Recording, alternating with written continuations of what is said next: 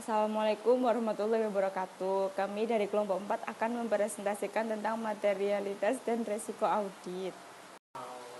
Yang pertama yaitu Financial Accounting Standard Board, yaitu besarnya suatu penghapusan atau salah saji informasi keuangan yang dengan memperhitungkan situasinya menyebabkan pertimbangan yang dilakukan oleh orang yang mengandalkan pada informasi tersebut akan berubah atau terpengaruh oleh penghapusan atau salah saji tersebut. Selanjutnya langkah-langkah dalam menerapkan materialitas. Yang pertama yaitu merencanakan luas pengujian. Langkah pertamanya menetapkan pertimbangan pendahuluan tentang materialitas. Selanjutnya mengalokasikan pertimbangan pendahuluan tentang materialitas segmen-segmen. Lalu mengevaluasi hasil-hasil. Mengestimasi total salah saji dalam segmen. Lalu memperkirakan salah saji gabungan dan membandingkan salah saji gabungan dengan pertimbangan pendahuluan atau yang direvisi tentang materialitas. Laporan keuangan mengandung salah saji material apabila laporan keuangan tersebut mengandung salah saji yang dampaknya secara individual atau keseluruhan cukup signifikan sehingga dapat mengakibatkan laporan keuangan tidak disajikan secara wajar dalam semua hal yang material, sesuai dengan prinsip akuntansi yang berlaku umum di Indonesia. Salah saji dapat terjadi sebagai akibat dari kekeliruan atau kecurangan. Istilah kekeliruan berarti salah saji atau penghilangan yang tidak disengaja dalam laporan keuangan. Kekeliruan mencakup ialah yang pertama, kesalahan dalam pengumpulan atau pengelola data yang menjadi sumber penyusunan laporan keuangan. Dua, estimasi akuntansi yang tidak masuk akal yang timbul dari kecerobohan atau salah tafsir fakta. Tiga, kekeliruan dalam penerapan prinsip akuntansi yang berkaitan dengan jumlah klarifikasi cara penyajian atau pengungkapan. B. Konsep materialitas dalam audit atas laporan keuangan. Auditor memberikan keyakinan sebagai berikut. Yang pertama, auditor yang memberikan keyakinan bahwa jumlah-jumlah yang disajikan dalam laporan keuangan beserta pengungkapan telah tercatat, diringkas, digolongkan, dan dikomplikasi. Dua, auditor dapat memberikan keyakinan bahwa ia telah mengumpulkan bukti audit kompeten yang cukup sebagai dasar memadai untuk memberikan pendapat atas laporan keuangan auditan.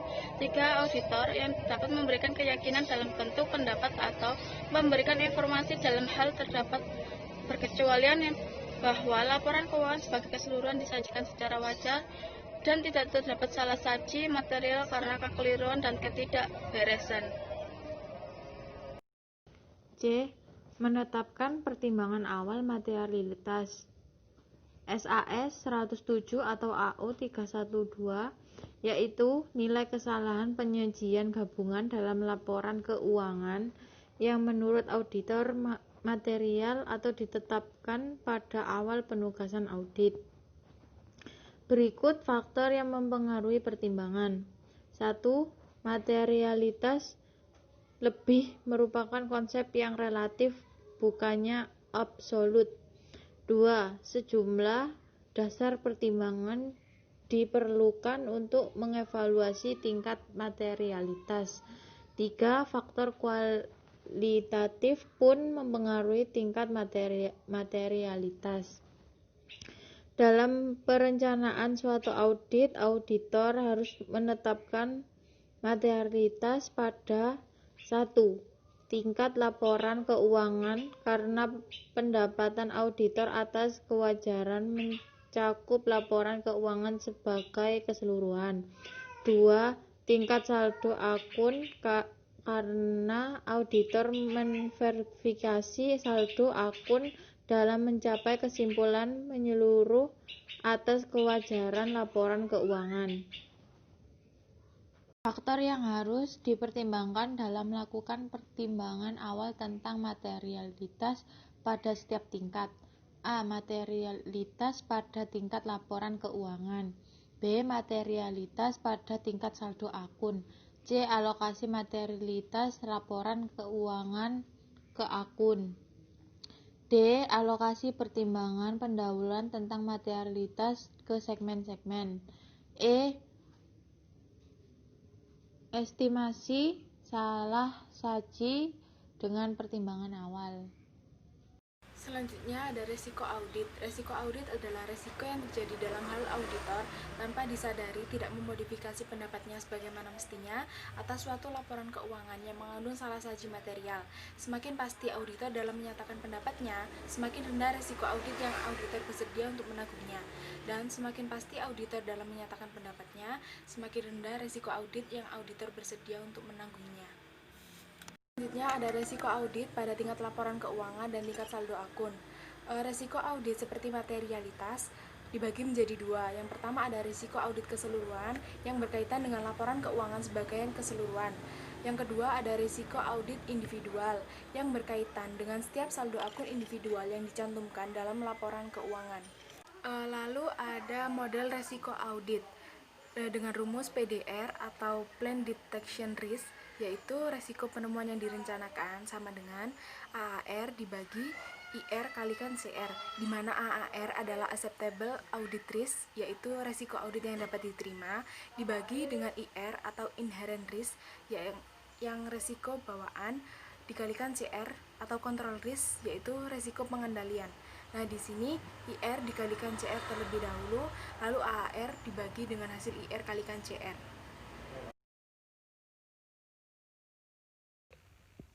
Perkenalkan, nama saya Aulia Agustina. Di sini saya akan menjelaskan tentang mengubah risiko audit yang dapat diterima untuk risiko usaha. Adapun faktor-faktor yang mempengaruhi risiko usaha sehingga akan mempengaruhi risiko audit yang dapat diterima. Yang pertama ada tingkat ketergantungan pemakaian pada laporan keuangan. Jika pemakaian memiliki ketergantungan yang besar pada laporan keuangan, maka risiko audit perlu diperkecil. Faktor yang menunjukkan tingkat ketergantungan ini ada 3, yaitu ukuran perusahaan klien, distribusi kepemilikan, dan yang terakhir jumlah dan sifat kewajiban perusahaan. Yang kedua, kemungkinan akan adanya kesulitan keuangan klien yang timbul setelah laporan audit diterbitkan. Dan yang terakhir, evaluasi auditor atas integritas manajemen. Kemudian, menetapkan risiko audit yang dapat diterima itu dibagi menjadi 3. Yang pertama, menyelidiki kondisi klien, menilai faktor-faktor yang dapat mempengaruhi tingkat ketergantungan pemakaian ekstern terhadap laporan, kemungkinan kegagalan keuangan setelah audit selesai, dan integritas manajemen.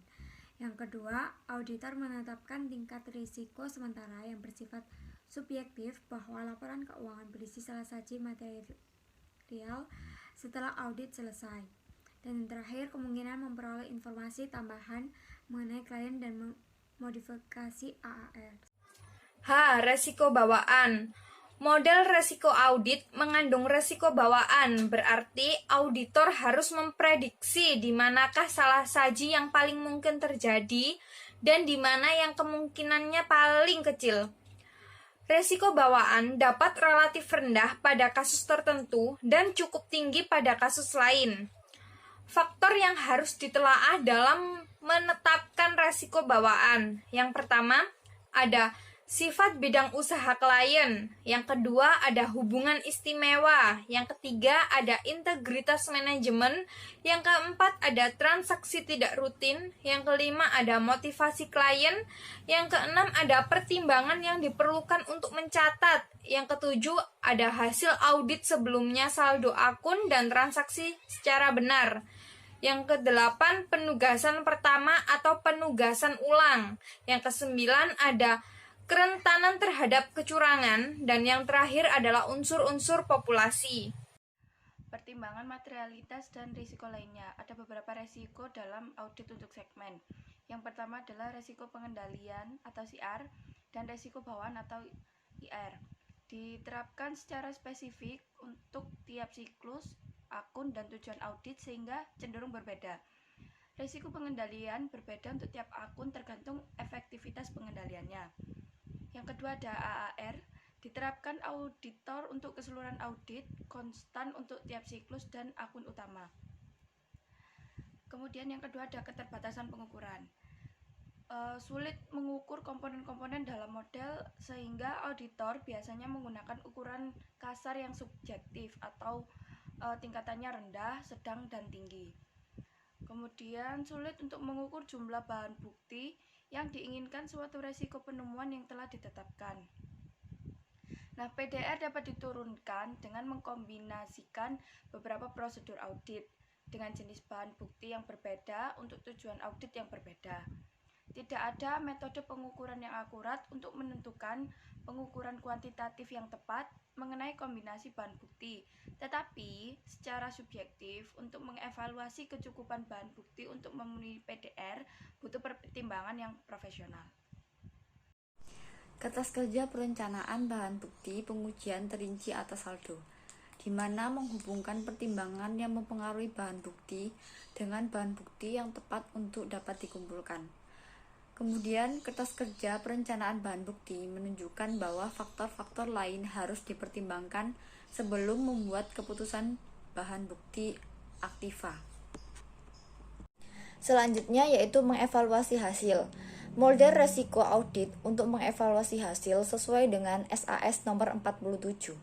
Yang pertama yaitu ACAR atau resiko audit yang dicapai atau disebut Achieved Audit Risk, yang dimana suatu ukuran resiko yang diambil audit bahwa satu akun dalam LK secara material salah saji setelah auditor mengumpulkan bahan bukti audit.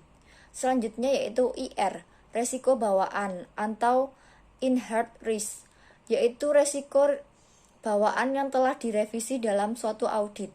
Selanjutnya yaitu CR atau resiko pengendalian, Control Risk, yaitu resiko pengendalian yang telah direvisi. Yang terakhir yaitu ACDR atau resiko penemuan yang dicapai atau Achieved Detection Risk, di mana suatu ukuran dari resiko bahwa bahan bukti audit untuk segmen tidak mendeteksi salah saji melebihi jumlah yang dapat ditoleransi jika salah saji tersebut ada.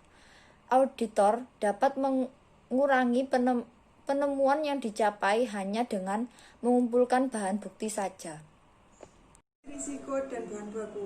Auditor harus berhati-hati dalam memutuskan bahwa berdasarkan bahan bukti yang telah dikumpulkan, penetapan CR dan IR semula terlalu kecil atau AAR terlalu besar. Tindakan yang dapat diambil oleh auditor adalah: satu, penetapan risiko harus direvisi. Kedua, auditor harus memperhitungkan efek perubahan ini terhadap jumlah bahan bukti yang disyaratkan tanpa menggunakan model risiko audit. Hubungan antara materialitas risiko audit dan bukti audit.